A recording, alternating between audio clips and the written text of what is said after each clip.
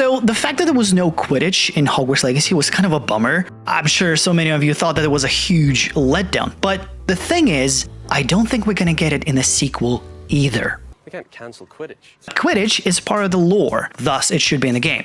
And yes, that's true, but it doesn't mean that that's technically possible. And so I believe that was exactly the reason why we didn't see Quidditch in the first game, and I believe that will be the exact same reason why we will not see it in the sequel. Stop. And by trying to make a single team make a Swiss Army game would be both waste of time, money, and waste of opportunity of trying to succeed at that one title.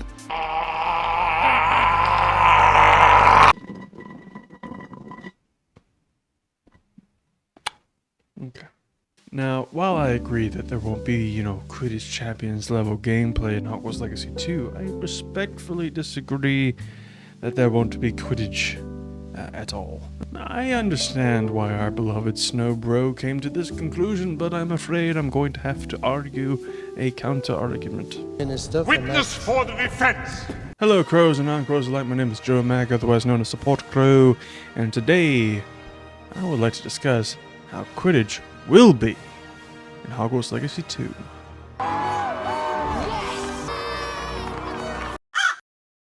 So, I agree that there won't be Quidditch in its entirety. Like, if you want a Quidditch game where you pick and choose your own position and you play through multiple full matches of Quidditch all the way up to the cup, then what you really want is just a Quidditch game with a sprinkle of RPG elements. If that is what your heart is set on, go play Quidditch Champions when it releases.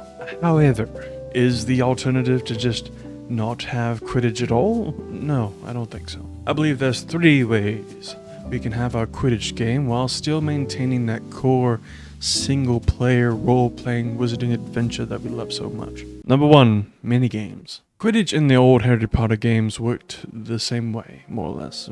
You flew through rings in the sky and eventually caught the golden snitch. What if we reintroduced a revamped version of those games into Hogwarts Legacy 2? Now, hear me out. Now, you might agree with Ben that those mini-games were very gimmicky. I agree with Ben that they were very gimmicky. They were fun for the PS1 game and the early PC games, sure, but towards the end of, Harry Potter's lifespan, for those games anyway, they got very bland and they felt very forced. However, what determines a minigame to be bland and gimmicky? Remember, Hogwarts Legacy has its own minigames in the form of Summoner's Court and Crossed Wands and those flying trials. Sure, they were finite, but for the time that they were there, they were very fun. And they scaled in difficulty. Now, just do me a favor for a moment. Just close your eyes and just imagine in your mind what I'm about to tell you, alright? Alright, here we go. You're playing Hogwarts Legacy 2. Wow. You sit down on the couch, you turn on the console, and begin playing this highly anticipated sequel. It's summer in the game, and the Quidditch team captain for your house comes up and asks if you would like to try out. So you go to the Quidditch pitch to sign up, and you're given 4 options: Keeper, Beater, Seeker, and Chaser. You select one option and you begin your tryout. It's a minigame dedicated to that position. Let's say you choose Beater. Your goal is to knock out more flying dummies than the other team's Beater. It's very easy, but it's also the tryouts. You're also allowed to try out for other positions during those first summer weeks of school. For Seekers, you have to fly through more rings than the other Seeker. For Chasers, you have to score more points than the other. For Keepers, you have to block more incoming shots than the other. It's all very easy, but again, this is just the tryouts. Your best performance grants you a position on the team, and you're allowed to enter the team room, where you get to meet other members of your team. Get to know their characters, maybe become embroiled in their stories. As the seasons go by, we play these mini-games again, but with steadily increasing difficulty, until we reach the spring finale. It's the hardest version of the mini-game. Just like Summoner's Court against Professor Ronan. You know that if you lose this game, that's it. There's no replaying the match. There's no restarting the match if you fail. The opposing team is the best they can be, but because you practiced and prepared, you managed to beat the game. earning your team the Quidditch Cup. Now, is playing a mini-game the same as playing Quidditch itself? No, of course not. But, however, Avalanche has proven themselves in making mini-games that we find enjoyable. I believe they can pull it off. At the end of the day, you might say that a mini-game is just a gimmick. But for me, in Hogwarts Legacy, it's roleplay. If you play Dungeons & Dragons, then you understand how people can take something very little and make a lot out of it. And again, this is a AAA RPG that you're spending X amount of cash for, so I also understand, wanting something to be the best that it can be. But consider what this accomplishes. You get to choose a position on your team for your house, and consider the consequences of that.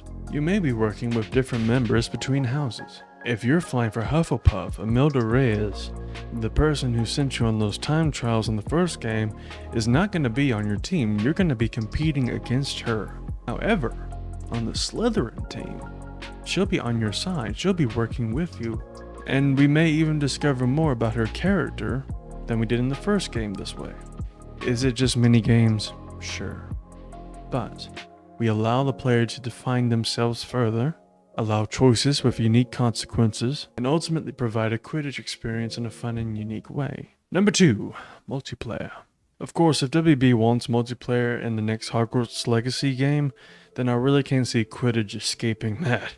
David Zaslav did say that he wants always-on content for their IPs, and Quidditch would be a perfect target for that.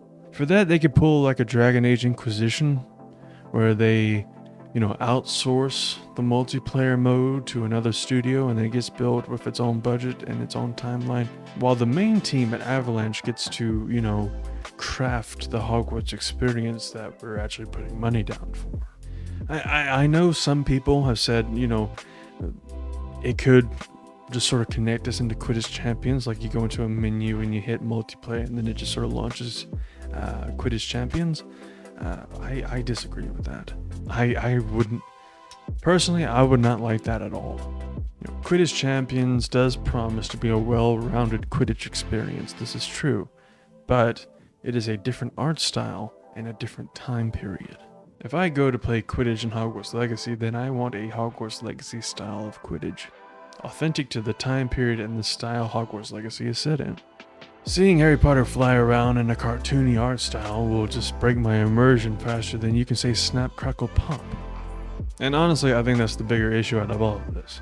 Not whether or not Quidditch will be in the sequel. I'm pretty sure Quidditch is going to be in some form in the sequel. But how will it feel authentic to the game and to the time period? Number 3, relationships and consequences.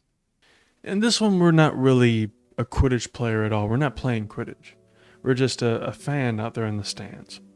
However, we're also friends with the team members in a way. We can start relationships with them and helping them with their, personal quests and making the right choices along the way may determine their overall performance as a team and potentially win the Quidditch Cup that way. Perhaps you need to accidentally slip a luck potion into the keeper's orange juice. Maybe you need to help the Seeker track down the dark wizard that murdered her mother. Perhaps you need to do the potions homework for the team beaters, or find a date for one of the chasers. Little quests and choices that ultimately altogether culminate in one major consequence, whether or not your house performs good enough to win the Quidditch Cup. So let me know down in the comments, do you think there will be Quidditch in the sequel? And if so, how would you like Quidditch to be? Would you like it to be a purely single player experience? Would you like it perhaps to be made a multiplayer mode off to the side? Would you be okay with just being an adoring fan in the stands? Or are you just going to ignore it altogether and play Quidditch Champions? And let me know down below. Shout out to Ben Snow for letting me use his thumbnail. Of course, all of this is all in good fun. He's a cool guy with his own cool argument about why Quidditch will not be in Hogwarts Legacy 2, which I greatly recommend that you check out yourself. Now, regardless as to whether or not Quidditch will make it into the game, I'm always looking forward to seeing what Avalanche's future plans are. And until then, be safe, be well, be kind. Bye-bye.